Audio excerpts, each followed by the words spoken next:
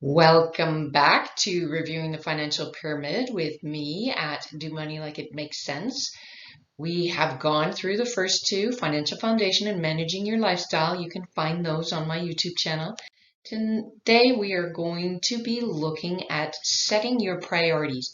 Seems a little less structured and a little more value-based, knowing where you're going and where you want to go. So think about really what you want your money to do for you. And when you think about money, what comes to mind? What kind of life are you trying to live? And what kind of life are you trying to build? So there's the life you're living today, and there's the one that you are planning for. So any hopes and dreams you've got, what you would eventually like to do when you're retired, all of those things together combine. Really think about what your values are. So your core values.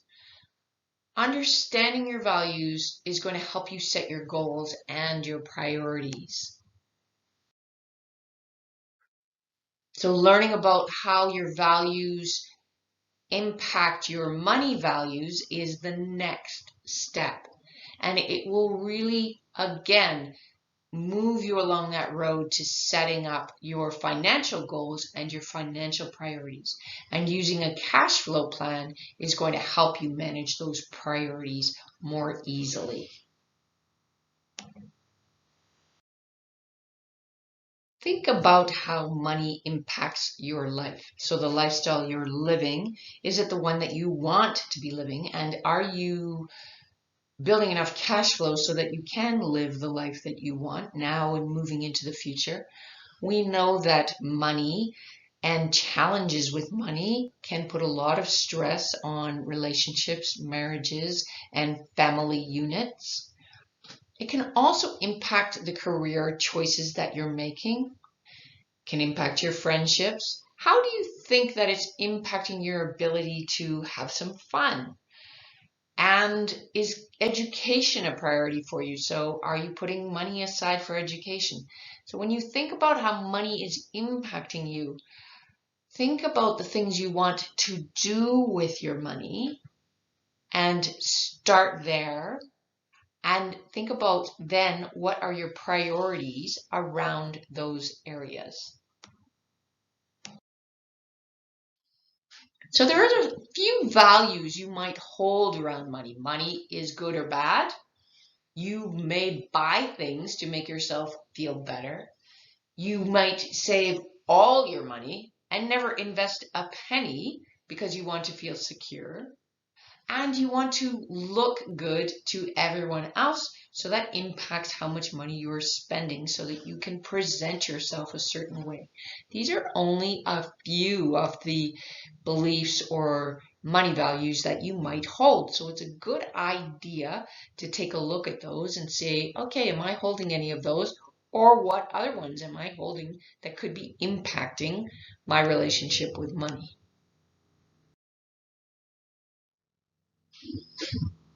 Having a good relationship. Number one, acknowledge that you have a relationship with money, and it's going to be the longest relationship you actually have. So building a good one, taking the time to say, okay, what does money mean for me? What do I want my money to do for me? Do I realize that money is a tool that I can use to fund everything else I want to do? So building that good relationship is going to allow you to set your priorities, achieve your goals, and also make considered decisions. So not snap decisions, not decisions made under duress.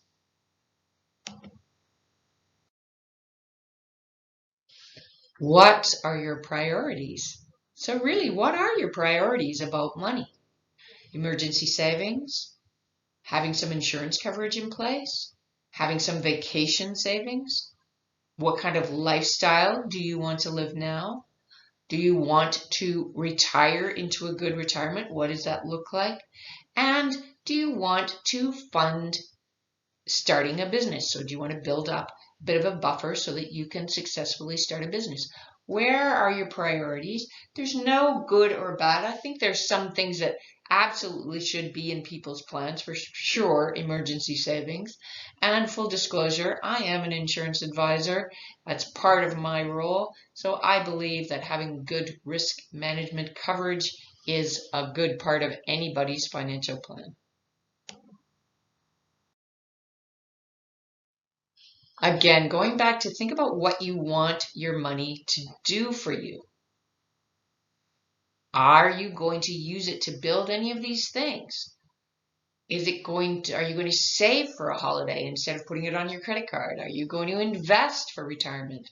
Are you going to take advantage of everything that's out there and build a life of money intention?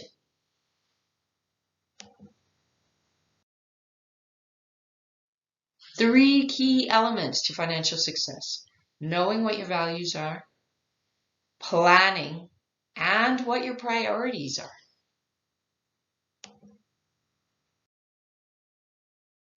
So create what is possible, and you do that with intentional decisions.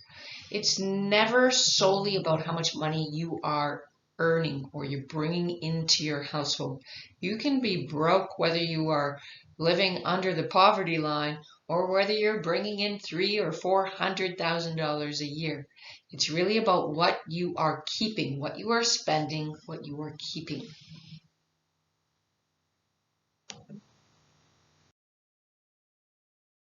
So where can you find me if you want to learn more? So you can find money tips and inspiration on my socials, LinkedIn, Instagram, and YouTube. And if you want to work with me, I have one-on-one coaching, I have group coaching, I have online courses, and I have some workshops.